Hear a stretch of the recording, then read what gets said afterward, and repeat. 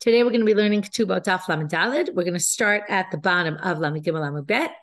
I'll quickly refresh your memory. We had a contradiction between our Mishnah, which said that you get knas even if there's a death penalty of karet, right? Then we said, and even though there's malkot associated with it as well, right? Because you do get malkot for this kind of thing. Then we had the Mishnah Malkot, which says, no, you get malkot for this kind of thing. So we had Ula and Rabbi Yochanan. I'm not going to go review their opinions right now. The last class we saw, Rish Lakish said, our Mishnah is Rabbi Meir. Rabbi Meir says, Loke u'mishalem. You both get lashes and you have to pay money. So that's why our Mishnah says you pay money, because you're going to pay money even though you also get lashes, which the lashes you see from the Mishnah in Makot. So then the Gemara said, wait a minute. If it's Rabbi Meir, then we assume if he doesn't have, right, Rabbi Meir thinks you get lashes and pay, he must also think you get the death penalty and pay. And if you think not, well, the Braita about ganav v'tabach b'Shabbat, and if someone stole and then slaughtered it on Shabbat, he'd be liable, according to Rabbi Meir. Okay, remember the rabbi said he's not, but Rabbi Meir said he would. So there you see. Why is he liable? Because there's no law of kimle. And why the rabbis say he's exempt? Because there's no law, because there is a law of kimle, right? That the death penalty of Shabbat overrides the monetary penalty. However, the Gemara answers, how do we resolve that? No. The truth is, that's not a question, because really, Rabbi Meir does think that there's a law of kimle when it comes to death penalty, only when there's lashes. No. How do we explain the Braita about tavach on Shabbat? That's a different case. The reason you're exempt there is because somebody else did the slaughtering. Okay? Someone else slaughtered, you stole, someone else slaughtered. Because the slaughtering happened by somebody else, that they get the penalty of Shabbat, and because you started with the theft, even though they slaughtered it, you're going to have to pay the arba avachamisha, the 4 or 5 times that someone who steals and slaughters has to pay.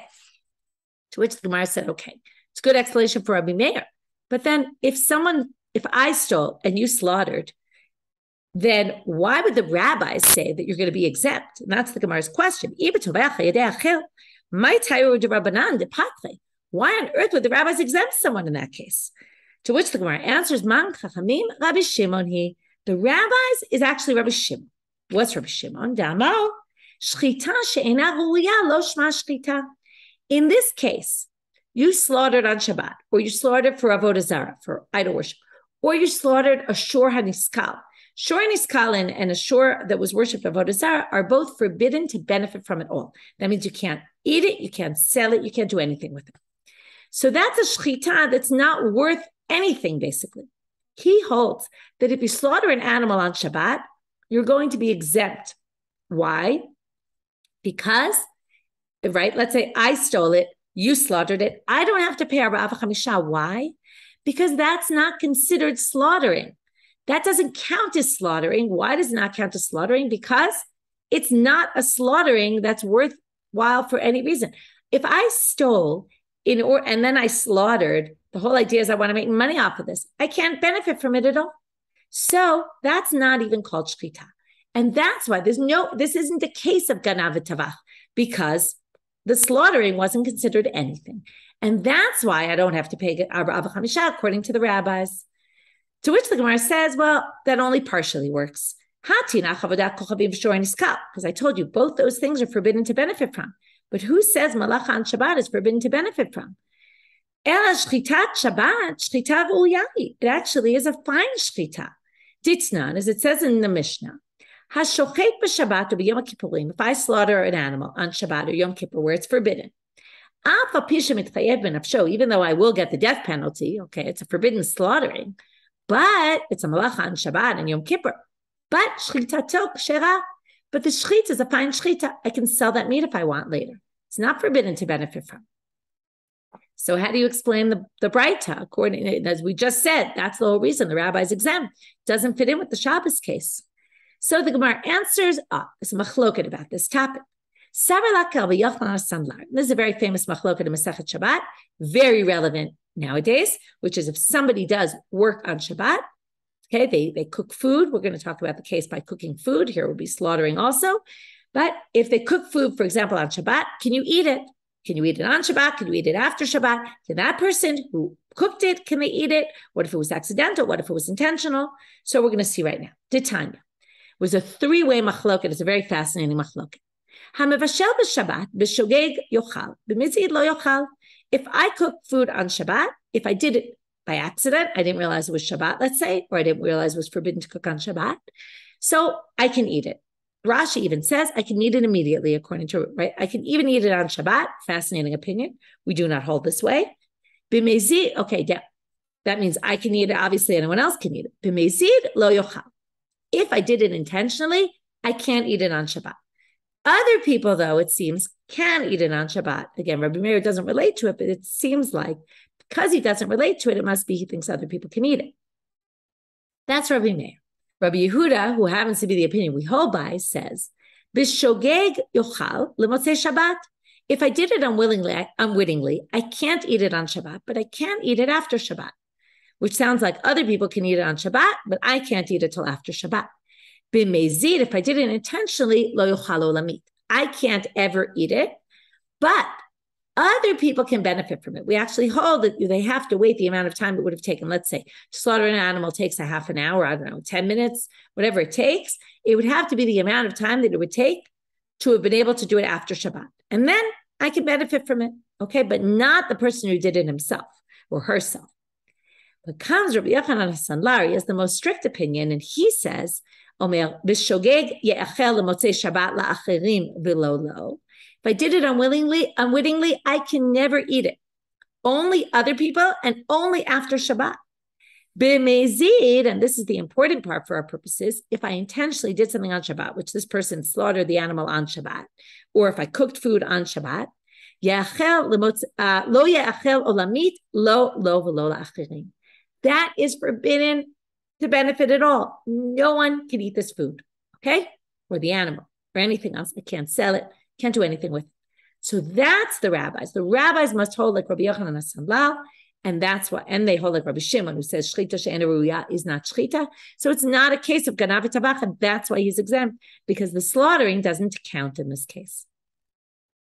To which the Gemara now wants to just know and understand Rabbi Yochanan HaSandlar better. My time into Rabbi Yochanan HaSandlar, what's his reasoning? As Rabbi Chia explained in the entranceway to the house of the Nasi, he learned it out from this pasuk that says, observe the Shabbat because it's sanctified to you. And then it says after that, he who desecrates it will get the death penalty. So how does he learn it from this pasuk? This is a real drasha. It's certainly not the simple reading. Ma kodesh. Now, notice it's talking about observe the Shabbat, meaning don't do anything wrong on Shabbat. So, ma kodesh asur ba'achila, af ma'aseh Shabbat asurim ba'achila. When it says ki kodesh hilachem, it means, right, shmartem et Shabbat, don't do anything wrong on Shabbat, because if you do something wrong, again, it's not really the simple reading, it will be like kodesh, like hekdesh. What's hekdesh? Hekdesh is something that's sanctified to the temple. It becomes forbidden for anyone to benefit from. So, just like Kodesh, you can't eat. Likewise, Maseh Shabbat or Asurim B'Achila, you can't eat them. To which the Gemara says, Ima Kodesh Asur B'Hana'ah, Af Maseh Shabbat Asur B'Hana'ah. Now notice, by the way, Rabbi Yochanan HaSandlar said, it can't be eaten by anyone. It actually could be sold. You could benefit from it. And now they're going to say, well, if it's going to be like Hekdesh, things that are sanctified, you can't even benefit from. So why wouldn't we take this all the way and say it's just like hekdesh? You can't eat it, and you can't even sell it to anybody. So to which they say, right, I think before I mistakenly said that you can't benefit. You can benefit. You can sell it to a non-Jew, for example. Just no Jews are allowed to eat it. So now they say, Talmud lomar lachem. It said, ki kodesh hi lachem. Lachem means for you, which means shelachem yehe. It can be used for your purposes, meaning you can sell it to someone. Well, maybe this is also even if you did it by accident. Maybe why is Rabbi Yochanan HaSandlar only say if it's intentional? Well, that they learn from the end of the pasuk. Talmud lomar mechalaleha motumat. That means one who desecrates the Shabbat. Desecrating the Shabbat is someone who does it intentionally. And that's why this is only b'mezid. That shows that Rabbi Yochanan HaSandlar's halacha is from the Torah. To which the Gemara says, not everybody agrees with this. Pligi bar Ravacha v'Ravina, Chan amar maaseh Shabbat deoraita, v'Chan amar de Rabbanan. One says the fact that Rabbi Yochanan Sanlar forbids something made on Shabbat in a forbidden manner, that is, right, he forbids it to be eaten. That's a Torah law. And the other one says it's only a rabbinic law. The one who says it's a Torah law fits right in with what we just said, because we learn it from a verse. Well, they'd have to explain that basically it's only a rabbinic gzera. The rabbis came and said, really, by Torah law, it's fine. But we're going to tell you that it's forbidden because we want to prevent people from doing this. So now, what do you do with that pasuk then? We just learned it from a verse. Well, he's going to understand the pasuk very differently. Amar ka kodesh hi, which means, really, the pasuk was referring to Shabbat. Ushmartem et Shabbat. Keep the Shabbat because the Shabbat is sanctified. What does it teach you? Kodesh hi. It is sanctified, meaning it and not something else. Which means, Hi Kodesh ve'ein ma'aseh Kodesh. Shabbat is Kodesh, but actions that you do on Shabbat that might be forbidden, they're not Kodesh. We don't treat them like Hekdesh. They're not forbidden to eat. Of course, the rabbis came and forbade it, but by Torah law, they're not. Now they say, wait a minute, something doesn't fit now. We explained the rabbi's opinion when you disagree with Rabbi Meir in the previous stuff based on this. Now, it doesn't make any sense based on this if you hold that it's Rabbanan. What did we say? The rabbis held like Rabbi Yochanan Sandlar that what? That shchita is forbidden, right? Shchita that is anything that you slaughter on Shabbat is not really considered slaughtering because you can't use it at all. You can't eat it. And therefore, ganav v'tavach, you're not liable. Well, that's only if this whole law is a Torah law, because ganav v'tavach is a Torah law. If you're going to say the tvicha, slaughtering it on Shabbat is valid on a Torah level, but the rabbis forbade it, well then on a Torah level, there's geneva and there's tvicha, and you should be liable for geneva v'tvicha. You should be liable the arba'a v'chamisha payment because you did exactly what it says in the Torah you can't do. If you do, you pay 4 or 5 times. Just because the rabbis said we don't view this tvicha as anything doesn't mean you can't call the shchita not a shchita. Right? Tvicha is shchita, right? Your slaughtering of the animal was a good slaughtering on a Torah level, so that should count as gneva v'tvicha, gneva and slaughtering, which means that the rabbis wouldn't exempt you here. So what do they answer? When it said that the rabbis exempt, ki kapatre rabbanan ash'ara, according to, again, the one who says it's rabbinic would have to say that when the rabbis exempted here, they were only talking about the 2 that are forbidden to benefit, avodah zarah and shor niskal, and not the Shabbat one. And then it's a little not the simple reading, but that's what you would have to say. Now we're going to get into this Toveach Lavadat Kochavim and the case of the Shor Niskal. Toveach Lavadat Kochavim. We have an issue with this. Why? As soon as you slaughter a little bit of the animal in the name of avodah zarah or for the idol, it's already forbidden. And what's the problem then? Well, the slaughtering for Gneva v'tvicha has to be at the end of cutting the 2 simanim. So you start slaughtering the animal, you immediately already dedicated to avodah zarah, which means it's not yours anymore. Now, if it's not yours, you stole it and now you slaughtered it or someone else slaughtered it for you. But you're only going to be liable stealing and slaughtering it if you're slaughtering your own animal. Again, it's not your own, you stole it, but you acquired it once you stole it, right? You brought it into your house like we saw before. So now, if that's the case, katavach, lav demari katavach, he's not slaughtering his own, right, the owner's animal. So why would you be liable?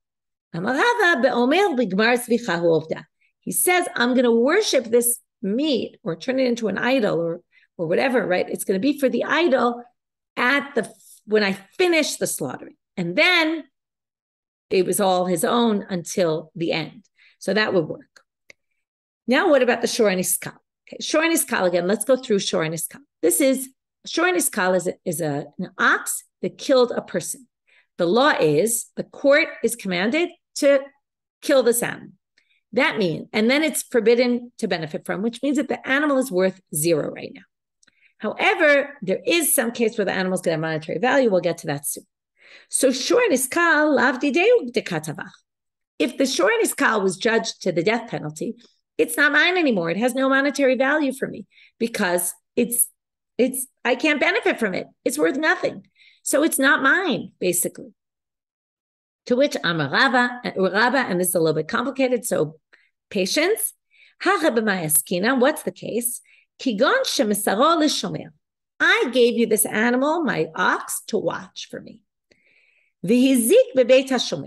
If then gored another person and killed it while it was in your domain, you were watching it for me. And while it was still in your possession, it became a shor and iskal. Okay, it was judged. And then someone came along and stole it. Now, what did we say? The problem is when they stole it and then they and then they gave it to someone else to slaughter it. So it's not worth anything. But in this case, it's going to be worth something, but you have to be patient to see why. Rabbi Meir Savalak Rabbi Yaakov. Remember, we're trying to explain Rabbi Meir in the Breita there about the Ganav Tavach case. Rabbi Meir Savalak Rabbi Yaakov and Savalak Rabbi Shimon. He holds like Rabbi Yaakov in one issue and Rabbi Shimon on another issue. What are these issues? Savalak Rabbi Yaakov Da'amal Af mi shenigmar dino echziro shomer lebaalav muchzam. What does this mean? If I gave you my ox to watch, we're going to deal first with the first part of it. I gave you my ox to watch. The ox became a shor and iskal when you were watching it, under your watch. Now, you have two options according to Rabbi Yaakov. Okay, according to some, you really only have one option. You basically were guarding my ox, and now the ox is dead. So you have to return me my ox. Okay, now you either return me the ox itself, okay, or you return me the monetary value of the ox, because now the ox, let's start with that really, because everyone agrees that theoretically, you have to return to me the monetary value of the ox because I gave you an ox to watch. And now you're giving me, right, the ox is worth nothing. You have to pay me back for the ox. Just like if someone stole it from you, you'd have to pay me for the ox because you were watching it, you didn't do a job properly. Now, if though the animal is no longer, right now, if the shore became a shore, now this is normally, I give you an ox, you have to return the ox. In this case, the ox is now worth nothing. But you caused it, basically. It was under your watch that it went from, let's say it was worth 200 to begin with, and now it's worth nothing. So it went from 200 to nothing under your watch. You have to give me back 200. Some people say, and Rabbi Yaakov is the one who says this, you can actually return me the actual ox. Because you could say, you gave me your ox to watch. Here's your ox back. The ox is the same ox. Now it happens, it's judged by the court, and it's worth nothing now. But you could just say, look, you gave me an ox to watch. Here's your ox back. Take it back. That's stage one to understand. So according to Rabbi Yaakov, you can give me back the ox. Again, according to others, you can't give me back the ox. You have to pay me 200. Rabbi Yaakov thinks you give me the ox back. In our case, though, what happened? The ox was stolen from you. When the ox is stolen from you, what's the problem? You now can't return the ox. So you have no choice but to give me 200 shekel. That means now, even though this ox was worth nothing, okay, what happens is the fact that someone stole the ox from you is now going to cause you to have to make a payment of 200 when you theoretically didn't have to pay anything and just give me back my ox. So that's the next line, which is Rabbi Shimon da'amar davar hagorem lemamon kimamon dami. If something can cause you, if someone steals something from you and that causes you to have to pay money, even though they stole something that's worth zero, it's a fascinating case. They stole this shor and iskal who's worth nothing. But since it causes you to actually have to pay me back 200, that person has to pay you 200. So now the ganav v'tavach is going to have to pay money. That explains Rabbi Meir why, even though it's not his, it's not even worth anything, he still has to pay the 200 shekel. Again, it would have to be the case, the weird case according to this, but that's how you'd have to explain it. Now, that was all started from the end of yesterday's daf. According to Rabbi Yochanan, it's a case where Rabbi has a different explanation. No, the case is you slaughtered it yourself. Okay? You stole it, you slaughtered it. Now we have to explain Rabbi Meir. Why are you liable? So Rabbi Meir, really you're liable to the death penalty because you slaughtered it on Shabbat. So, and Rabbi Meir doesn't think that you both pay, and that if you get the death penalty, you also have to pay lately. He doesn't think that. So then why? Shani hani dechidushu shechidsha Torah b'knas. De'af agav the miktal mashalim. There's a special, unique halacha by knas. This is a knas. What's a knas? Arba'a b'chamisha is a knas. What's a knas? A knas is a penalty. There's different monetary obligations. Some are return the money that you stole. That's right. Ganav tabach or regular gneva, for example, you pay kefel. You pay double. You pay one is the value of the item you stole. Kefel is the knas. And in the arba'a b'chamisha case, where you slaughter the animal, your arba'a b'chamisha, your 4 times and 5 times is also knas. First time, one time is the value, but the rest of it is knas. So now they come and say the following. There's a special law that even though when there's money and death penalty, the death penalty overrides the money and you don't have to pay the money, that's not true when they institute a penalty. Penalty has to be paid. So now they say that as the Rabba Latamne, he goes according to his own approach, meaning he said this elsewhere, where Tamarabba haya gdi ganuvlo utvacho b'Shabbat. So the gedi was already stolen before. This is like our case, right? The theft happened before Shabbat. But then he slaughtered it on Shabbat. Chayav shekfarnit chayev b'gneva kodem sheyavo lidei isur Shabbat. Because the gneva happened before Shabbat. That was the monetary payment. That you're obligated in separately. And then Shabbat comes in, you slaughter it. You're liable the death penalty for Shabbat. And you're liable, the Arba'a b'chamisha, meaning 3 or 4, not 4 or 5, because 1 is already you were liable before Shabbat. But the extra payment of the tvicha, which is actually you were liable 2 before Shabbat, and then the extra 2 or 3, you're also going to have to pay because the payment was incurred on Shabbat. At the same time, the death penalty, and knas is not overridden. If ganav v'tavach b'Shabbat patur, however, he says, if everything happened on Shabbat, then you're exempt. Why? Because in that case, you're not going to be liable gneva because the actual value is going to be overridden by the death penalty. And you can only pay the knas of arba'a b'chamisha on top of the value of the item itself. If you're not liable for the value of the item itself, then you're not going to be liable the knas. So in that case, there's actually no knas payment. Ve'amar Rabba further said, okay, I'll give you some background before we get into this. He's going to say the exact same thing, but in a bit of a different case. It's a bit of a weird case. According to the Torah, if you go to steal somebody's house at night, okay, b'machteret, in their basement, okay, which the rabbis understand to mean, at least we'll see the different explanations. We'll get to it in Masechet Sanhedrin. We'll learn it much better. Usually it means that you went at night, people are in the house. Then the assumption is you knew that if you wake up the balabayit while you're robbing the house, the balabayit is not going to just watch you steal their stuff. People can't stand to watch their stuff stolen. He's going to try to hit you, which means that when you come to steal, you know that someone might stand up against you. That means that you come to kill. And because you come to kill, if the balabayit, if the owner of the house kills you while you're in his house stealing, if he kills you, he's exempt from the death penalty because it's self-defense. Because the assumption is, if you're baba machteret, again, however that's defined, which usually means you came at night when the owners are in the house, you came to kill, which really means, what we're going to see according to this sugya, it means that you actually, while you're in his house, you are liable the death penalty. And that's going to be relevant because we're going to have kimle here. You're liable the death penalty while you're in the house. Now, it's a little different because as soon as you leave the house, nobody can convict you of murder. You didn't kill anybody. But we assume that you will murder while you're in the house. And that's why he could kill you almost like he functions as the court and is allowed to kill you. And then he won't be liable because he'll say it's self-defense.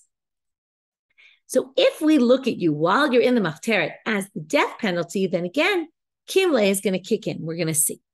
So, Amarabba, haya gdi ganuvlo, if the gdi was already stolen, and then tfachoba machteret, and then he slaughters it in the basement. Again, how exactly we define basement? It's a good question here, okay? But he slaughters it in the basement, okay? So now, while he's in the basement, let's say you go to steal other things of his, and you bring back that animal, and you slaughter it in the basement right then, chayav, you're going to be liable for the payment of the arba'a b'chamisha. Why? Because you were already liable for stealing it before the death penalty came upon you while you were in the machteret. But if everything happened in the machteret, you stole it and slaughtered it all in the status while you were in the machteret, patur shem ein gneva ein tficha ve'ein mechira. In that case, you're going to be exempt from the 4 or 5 because you're exempt from the original payment, because there's no monetary payment when there's death penalty. You're going to be exempt from the penalty, the knas as well, the fine. Utsricha. Now, why did you need both cases? They're basically saying the same thing. Well, not exactly. Yashmin on Shabbat, you would have said maybe just Shabbat, because exactly what I said before, because Isura Isur Olam. Shabbat, if you steal and slaughter, you slaughter an animal on Shabbat, we can convict you of that down the road, a month later, a week later, 10 days later, it doesn't matter, 3 years later, you can get convicted for that. But, so you're always liable to the death penalty. In other words, that's a very serious death penalty that we can always put upon you at any time. But machteret, isur sha'ahu emalo. But the machteret, what did I say? As soon as you leave the basement or the house of the person you're robbing, nobody can kill you. If you already left his house, he can't go and try to kill you. If he kills you outside his house, he's liable to the death penalty. So you have no more death penalty upon you once you leave that house. That might weaken this type of death penalty and say maybe that won't override a monetary obligation. So therefore, tzricha, right? That's why you needed to tell you that. You might have thought not, therefore we needed to teach you that case as well. Let's say we just had that case. Well, that case has a certain stringency that again would say the death penalty there is much more severe, which means that one overrides money, but maybe not by Shabbat. Why is that? Because, and this is something we'll learn more in depth again in Sanhedrin,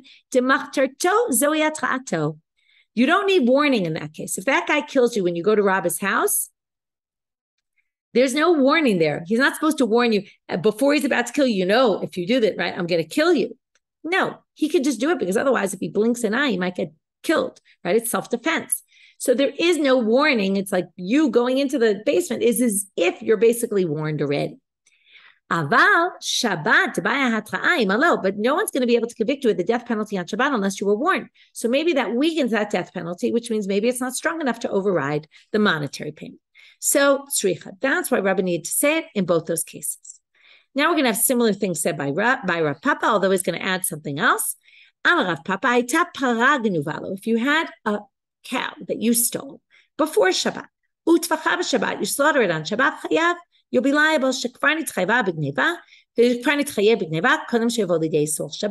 because again, you're liable for the theft before Isur Shabbat kicks in, and that's why you're going to pay for the theft and you're going to pay for Shabbat. But right, you're going to get the death penalty.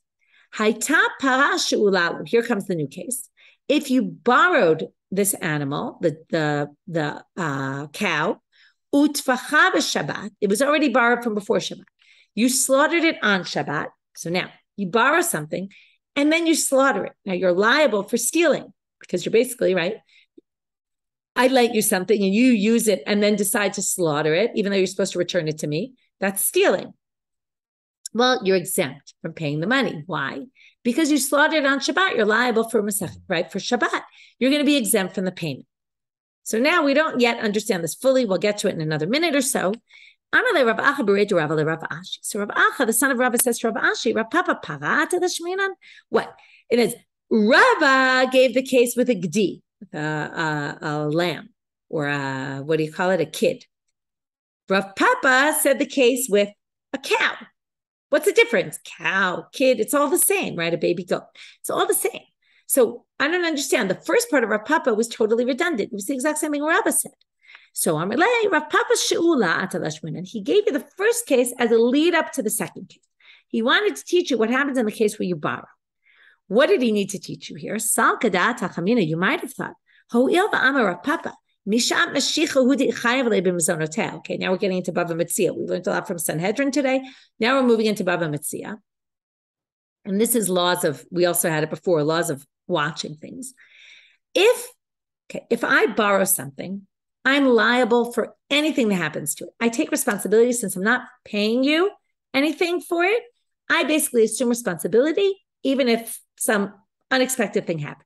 Okay, like a good example, I borrow your car and then your car breaks down. Just had a friend who this happened to. They borrowed someone's car and the car broke down.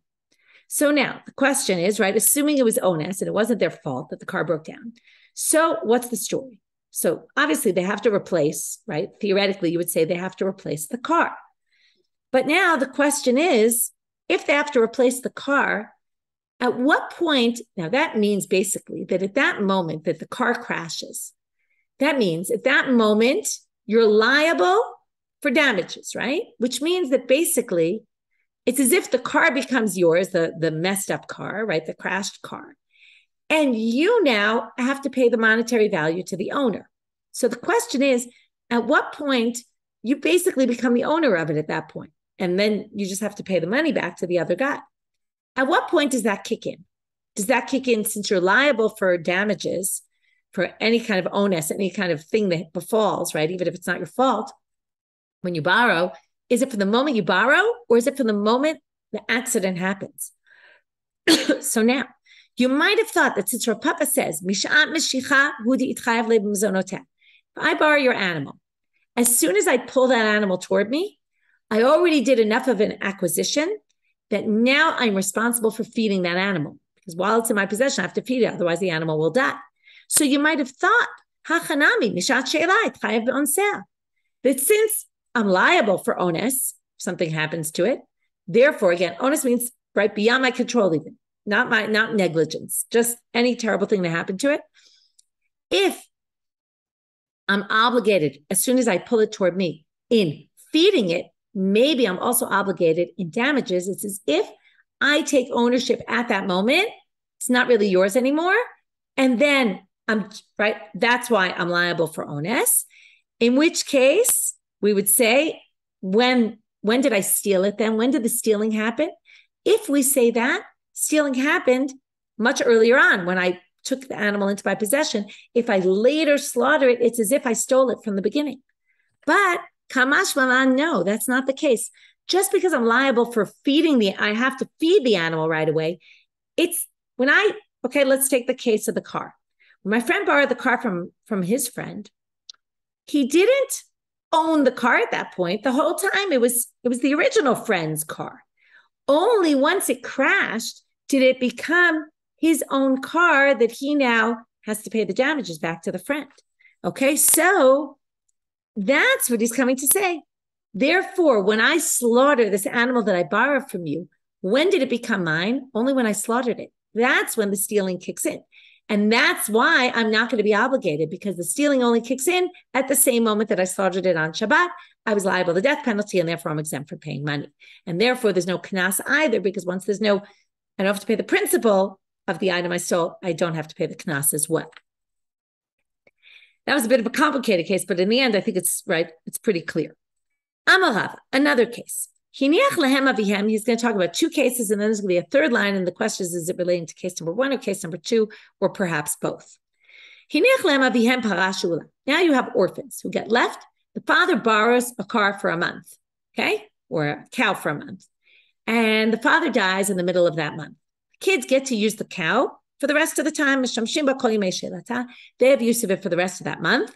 However, meta, if it dies, right, for some unknown reason, only the borrower took on responsibility for onsim, but his kids did not. They're not liable for onsim. But kisvulim shel avihem, second case, what if they thought they had this parah in their possession? It turns out the father had borrowed it, but they had no idea. They thought it was the father's. And what did they do? Tfachua, they slaughtered it, and they ate it. Mishamim dmei basar bezol. They're not liable for stealing because they had no idea it was their father's, but it wasn't their father's. But they did benefit and eat the meat. So they have to return by the cheapest price of meat in the market. They have to return that money. We always kind of are lenient to orphans. So we make them return the lowest possible price. The last line is, but if we go back to the beginning, when the father borrowed this cow, if he said, if anything happens to this cow, I'll pay you back I'm already giving you a lien on my properties or my possessions, that I'm already saying this will go to pay it back, then even the orphans need to pay back. Now the question is, in which case is this? Some say it's the first case, which is when he borrows it and then it just dies on its own while the kids are using it, even though they're normally not chayav b'onsim, if the father already committed, said, if anything happens to this, here, take my cow that I own, then the kids have to pay it back. Some people say, no. It was referring to the case where the kids thought it was their father's and then slaughtered it. Now, the difference between the cases is the second case, the kids are a little bit more responsible. The first case, it wasn't their fault. In the second case, it was somewhat their fault, or it was either their fault or the father's fault. Either the father should have told them it wasn't his, or the kids should have tried to find out. They should have maybe asked around and asked, does anyone know? Is this really my father's? They were somewhat more negligent in the second case. So now, some people say that line is if the father, when he borrowed it originally, had said, take this, my cow, in place of it if something happens to it, and then the kids slaughter it, in that case, they actually have to pay. Okay, they have to pay the full value, not the cheap, right? The cheapest price of meat. They have to pay the full price of the meat. So, if you say it in the first case, of course you're going to say it in the second case, because the second case, the kids are more at fault. But if you say it, if you say it's only about the last case, then you would say, oh, sorry, and I skipped a line. Let's go back for a minute. Now, if you say it on the first case, you'd have to say that they disagree with Rav Papa here, because they're even chayiv in onsim. If they gave a chrayut nechasim, then the obligation of ones kicks in from the very beginning. And that's why they have to pay back the money. Because if the obligation doesn't kick in the beginning, then it wouldn't be relevant, right? The achrayut nechasim wouldn't make a difference. Because again, when the onus happens, it's not in the hands of the owner anymore. It's the animal was in the hands of the children and they're exempt. So you'd have to say it starts in the beginning, and that's against Rav Papa. But you'd say it's only on the last case, not on the first case, and then hainu de Rav Papa. And then that fits perfectly with Rav Papa's opinion that in the Reisha case, it wouldn't be. Okay, the achrayut nechasim wouldn't be relevant because the onus only kicks in at the end, and it would be in the kid's possession, and they wouldn't have to pay even if he had liened possessions to it. So it depends. There's two ways to read it.